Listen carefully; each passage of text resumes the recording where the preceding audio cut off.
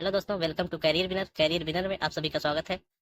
दोस्तों, यह डिक्टेशन दैनिक जागरण से लिया जाता है, जो कि 140 से 145 WPM की स्पीड से होता है।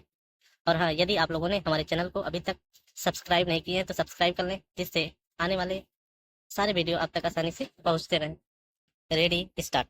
अब प्रत्याशित फैसले लेने के लिए चर्चित दिल्ली के मुख्यमंत्री और आम आदमी पार्टी के प्रमुख अरविंद केजरीवाल ने यह कहकर एक बार फिर चौंकाया कि वह 2 दिन बाद मुख्यमंत्री पद से त्याग पत्र दे देंगे।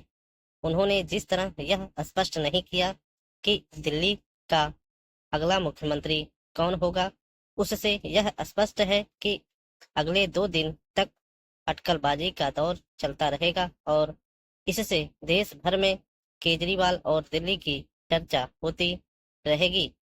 यह स्पष्ट है कि केजरीवाल यह चाह रहे होंगे कि वह चर्चा के केंद्र में बने रहें।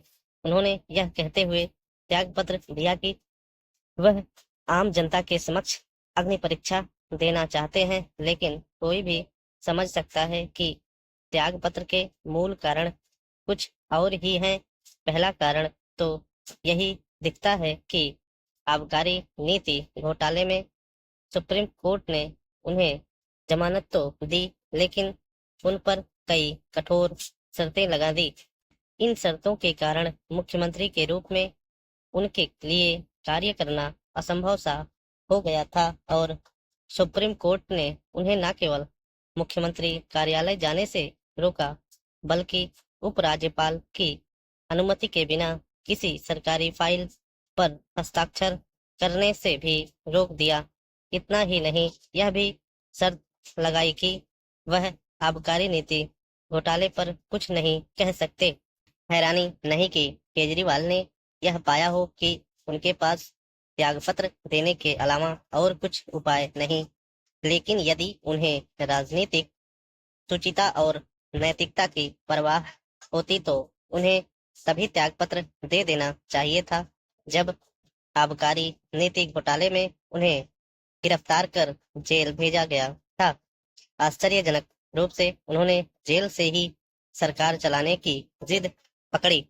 इस दौरान वह और उनके साथी भले ही यह कहते रहे हों कि नई आबकारी नीति लाकर कहीं कोई अनियमितता नहीं की गई, लेकिन इस प्रश्न का उत्तर किसी के पास नहीं कि अगर इस नीति में कहीं कोई गड़बड़ी नहीं थी तो उसे वापस क्यों लिया गया। यह ठीक है कि इस घोटाले में अन्य अनेक लोगों के साथ अरविंद केजरीवाल को भी जमानत मिल गई, लेकिन जमानत क्लीन चिट का पर्याय नहीं हो सकती। भले ही केजरीवाल कह रहे हों कि उन्हें गलत तरीके से फंसाया गया है और वह जनता से ईमानदारी का प्रमाण पत्र लेने के बाद मुख्यमंत्री पद संभालेंगे, लेकिन आबकारी घोटाले का सच झूठ जनता को नहीं, देश की अदालतों को तय करना है। केजरीवाल के त्याग पत्र देने का एक कारण यह भी दिखता है कि वह हरियाणा और फिर आगामी दिल्ली विधानसभा चुनाव में जनता की सहानुभूति पाना चाहते हैं। उन्होंने दिल्ली के चुनाव करीब 3 माह पहले नवंबर में कराने की मांग भी की है।